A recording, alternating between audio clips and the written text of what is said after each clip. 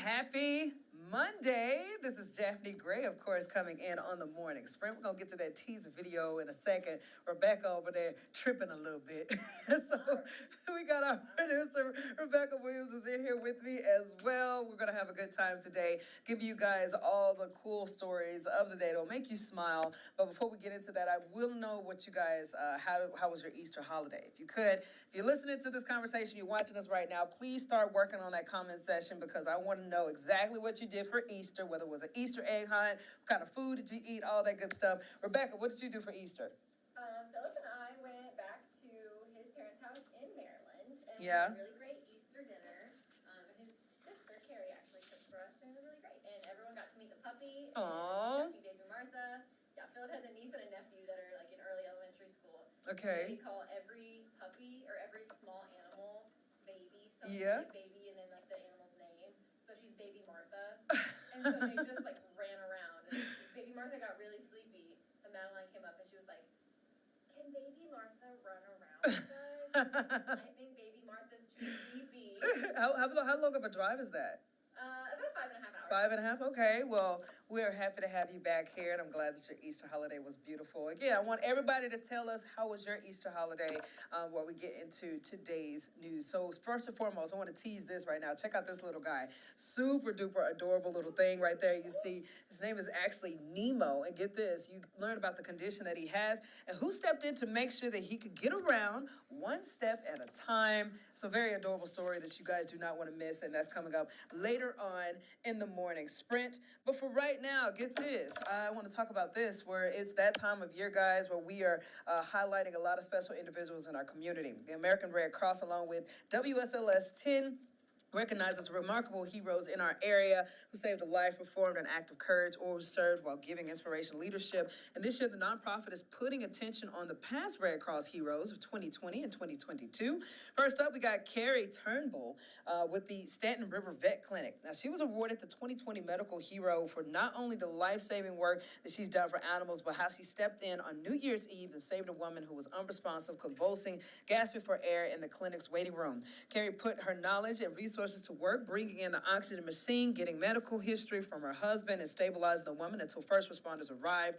Carrie worked to get everyone first aid and CPR certified and her staff. And because of her work and passion to save lives, both four-legged and two-legged individuals, American Red Cross recognized Carrie Turnbull as a 2020 American Red Cross medical hero. Now, again, this is just a special woman, and I love the fact that the American Red Cross, they do this. Now, we did this last year as well, going over several heroes, and what you guys will see over the next several days leading up to the 20th, which is the big, huge banquet that they're going to do to honor these people. You're going to hear about a hero each day of this week and then next week leading up to that. But more than anything, it just shows the good in our community. And again, that's just something that we all strive to showcase right here on the sprint. Now, Rebecca, when you heard about this particular situation, again, this woman works with animals, stepped in out of nowhere when a human was having this issue. And I remember Assad, she was saying that she works under pressure like this all the time, but the fact that she was able to do something that worked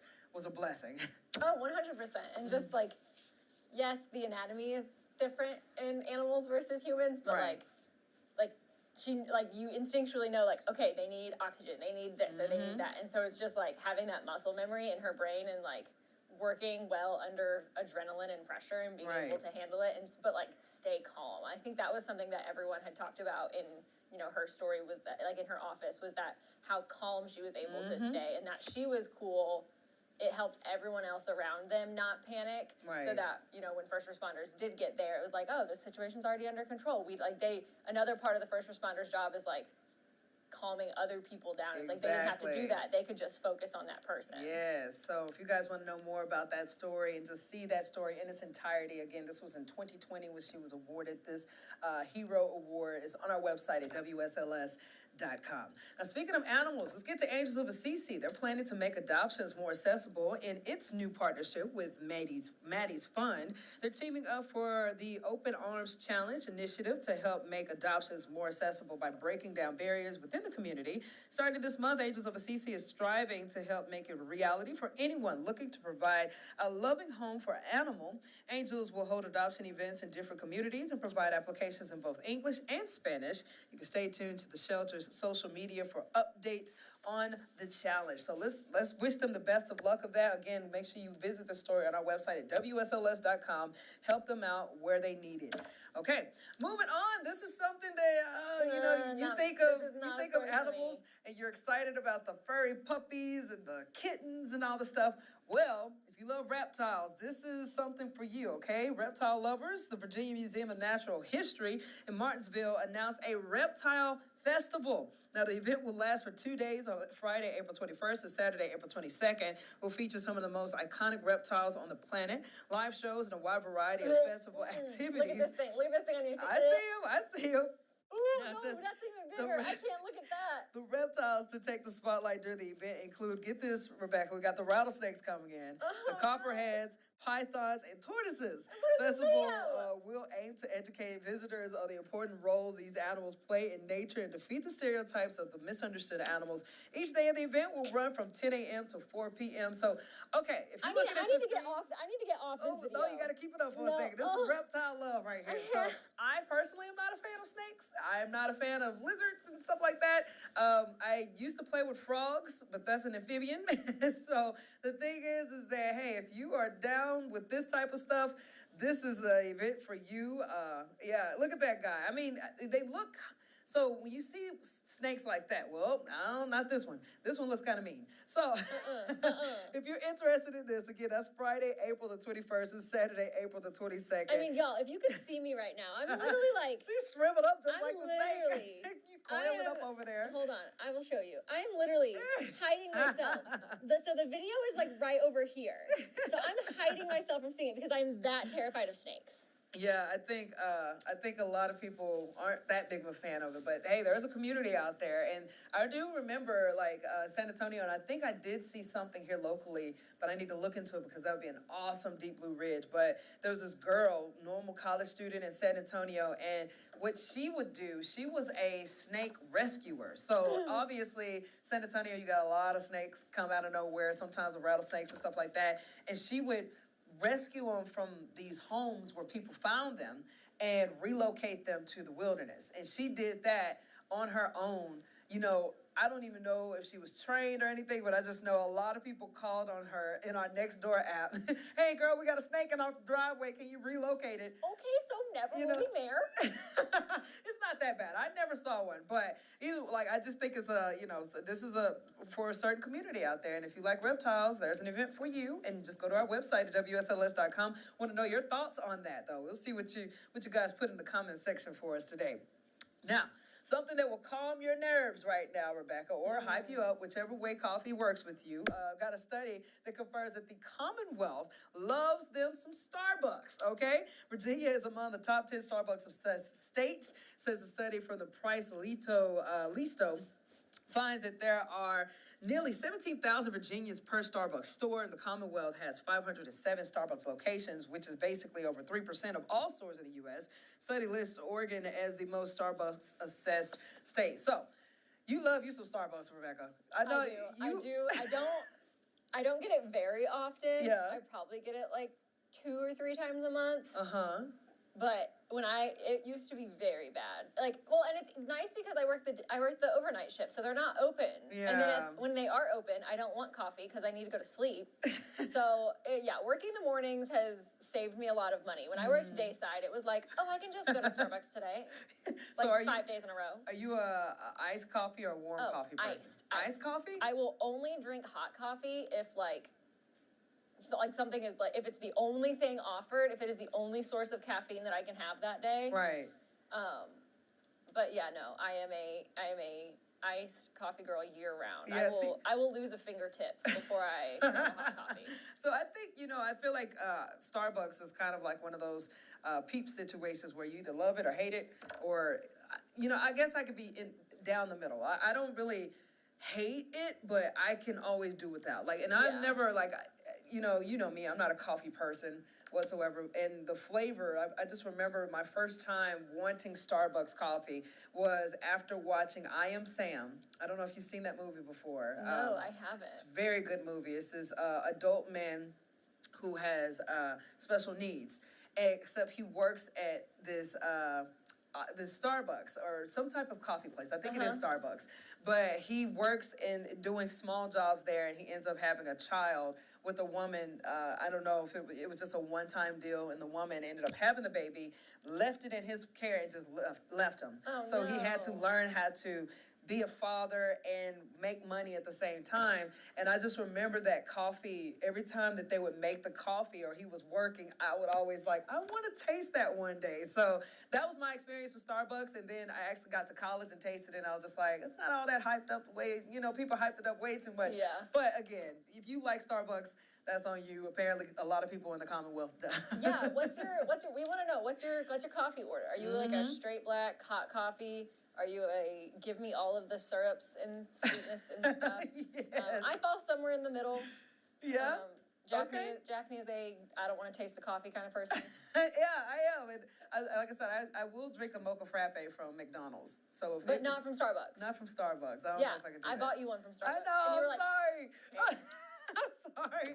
Okay, so if you want to have an iced coffee, today might be the best day to do it because, get this, yesterday's weather was beautiful, gorgeous. Today apparently is going to be a bit warmer than yesterday. So let's get to meteorologist Chris Michaels. Give us a look at our forecast today. Happy Monday. Hope you guys had a great holiday weekend. Today, very similar to Easter Sunday. Sunshine in 60s, 30s first thing tomorrow morning. Temperatures continue to rise. Look at that, 80s by Thursday. We'll see a few sporadic showers Friday through Sunday. At the moment, doesn't look like you have to go canceling any plans. Enjoy the rest of the sprint. I'll see you guys tomorrow morning. All right, Chris, thank you so much. So, yes, yesterday was Easter, and a lot of people are still just enjoying those memories that you created with your family, whether you went Easter egg hunting, whether you were out with people. I don't know. Either way, Easter just brought a lot of joy to different families, and one guy is bringing that joy to the water, apparently. So we got a scuba diving Easter bunny, doled out eggs in an Easter egg hunt like no other, says the Florida Friends took this hunt underwater. Yeah, the hunt was right off the coast of the Florida Keys, and they used real hard-boiled eggs and non-toxic food colorings to avoid polluting the water. Yeah, it says a charter boat captain hosts the underwater hunt every year as a fundraiser for a local children's charity, which is a cool deal. But if you look at your screen right now, dude, just the thought of a bunny under the ocean, like it's kind of comical right there, And I know how you feel, Rebecca, about Easter bunnies, but this is pretty creative, right? Yeah, it's pretty creative. Yeah. And this one is more like a onesie than it is like the bunny in the mall costume. Well, what do you expect? He'd probably sink to the bottom but not be able to resurface if you wore an actual yeah. heavy bunny outfit. That's why I said this one's a little better. Well, I think it's so Do cool. you see his little basket, his little crab pot is Yes. a little bunny too? And I don't know. I just think this is so neat, and the fact that they're raising money for a Have you ever been children's scuba charity diving? has been great.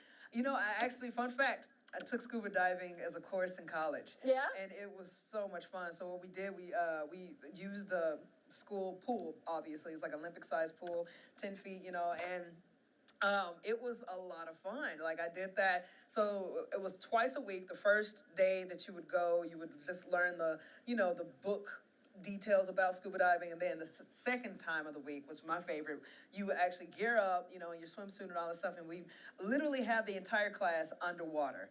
And they would teach you how to get your ears to stop popping, or how to stay underwater, how to surface, how to equalize your apparatus. Yeah, how to make sure that your oxygen tank is at a level that just keep it. It was really, really fun. Did you ever have to? So when I took a course, I had to throw all of my gear into the deepest part of the pool and then watch it sink. Yeah. And then I had to jump in and go and put everything on underwater without coming back up. That's some Men of Honor type stuff. Remember that movie when he had to do that? The big huge suit, and they threw the little bag of screws and stuff. No, we didn't do any of that. What we did was I do remember we had to put the weights on underwater, Yeah. but it was really, really, really fun. I didn't go the extra step, and I could have been certified if I would have went to the lake like how everybody else you did. had to do a free water dive. Yeah, but it was one thing. It's a difference than seeing blue water, and I could see people stuff. But the lake that they wanted to go to was really murky, and I feel like I would get claustrophobic not being able to see that a distance in front of me. free so. water. My personal opinion, and this is maybe just because I wasn't raised as a lake kid. Like Yeah. I've never been the one to like go swim in the lake and stuff. Is clear ocean. Oh, I'm an ocean diver. Yes. I'm not a freshwater diver. I'm with you on that. Okay, so moving on. This is something that you're excited about to talk about. This is all up your alley. This is all in my alley. Should I read this whole thing in a British accent? No, don't do that. We're less than a month away. Don't from do King that. One Charles. person did it, and a lot of people got offended. We are less than a month away from King Charles' coronation.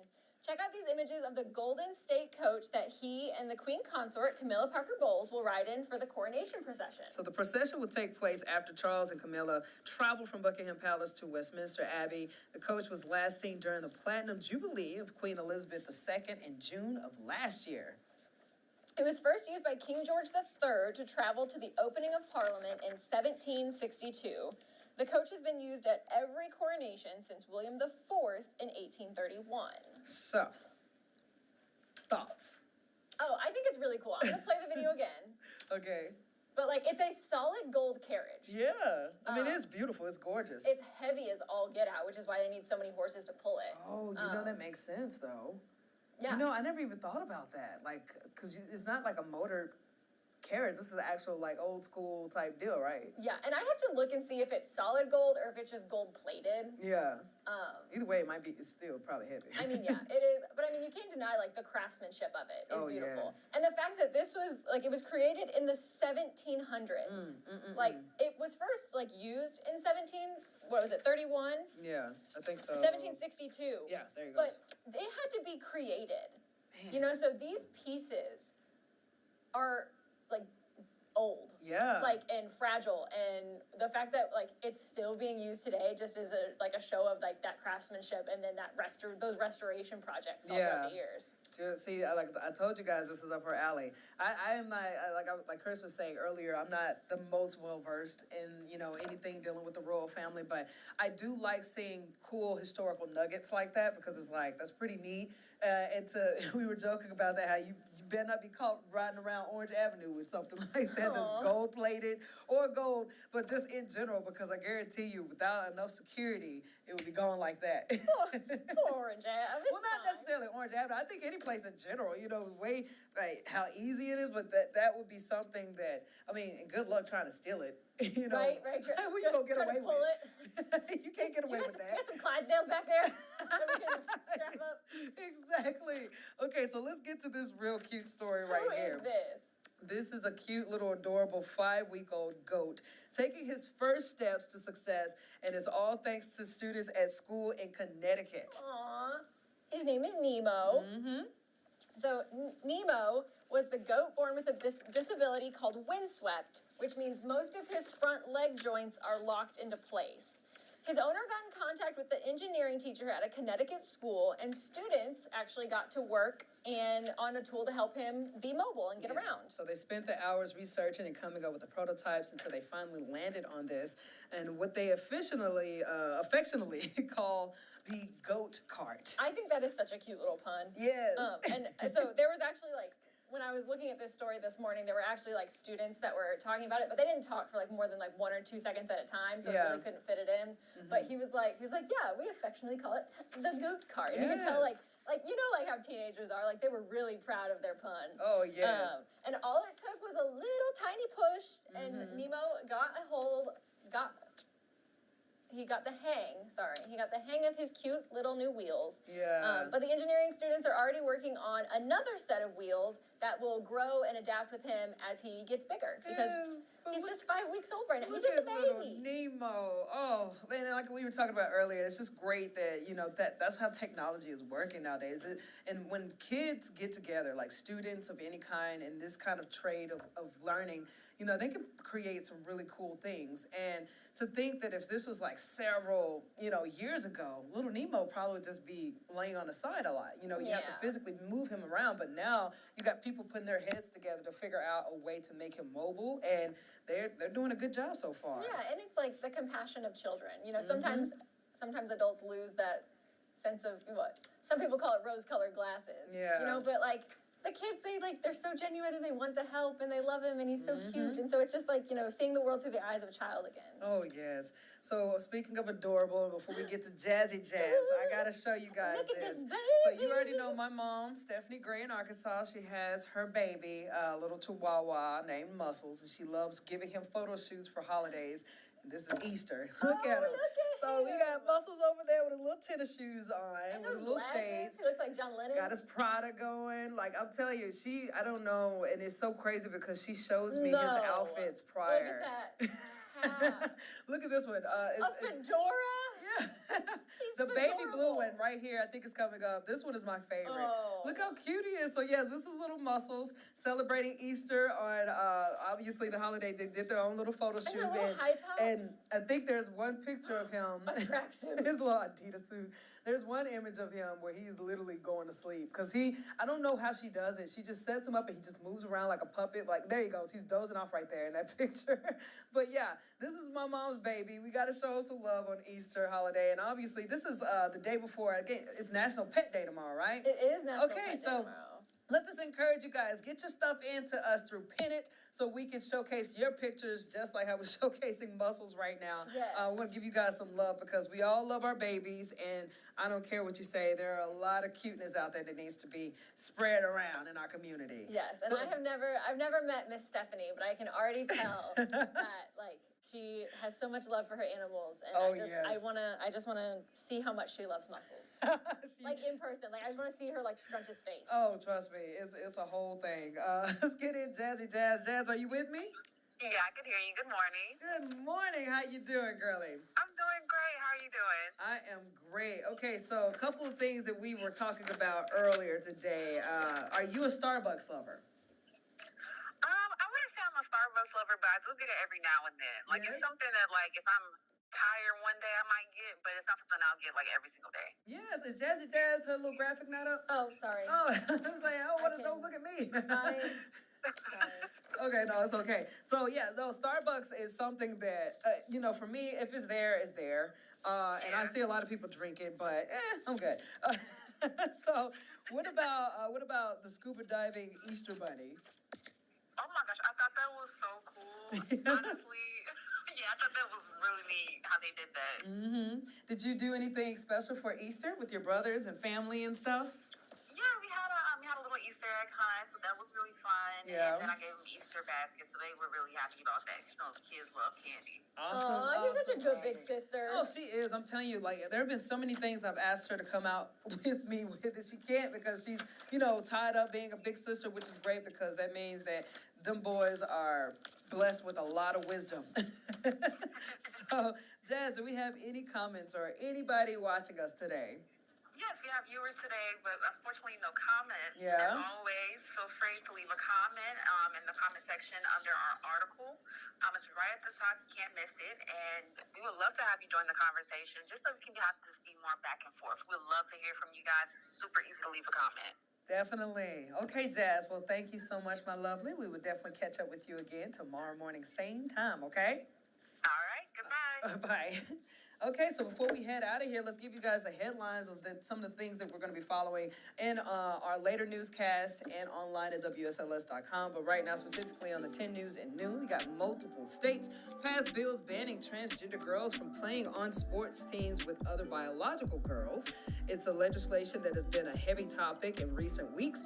Now, organizations in the Commonwealth are sharing their thoughts on the subject. Plus, the Pentagon investigating a leak involving more than 50 classified documents on war in Ukraine. Classified documents were posted online and revealed details of the U.S. spying on Russia's war machine in Ukraine, secret assessment of Ukraine's combat power, and more. Pentagon spokesperson says that a criminal investigation into the leak has been opened. Last but not least, a bittersweet reunion for one pet owner in Patrick County. One dog remains missing while the other will be returned today after it was taken to a local shelter when employees discovered that the dog was shot. The dog's owner speaking out about the shocking discovery and shares how social media brought them back together. So again, these stories and so much more. Got more details coming up in our later newscast and online at WSLS.com. But be sure to continue to watch the Sprint. Always trying to bring you guys news stories that'll make you smile and stuff that you can get involved in the conversation with us on any given topic, okay? So with that being said, we're about to roll out. Got anything, Rebecca? You good? Nope. Good back there? I'm good. All right, girlie. Well, we'll see you guys back here tomorrow again on the morning Sprint at 8 a.m. at WSLS.com.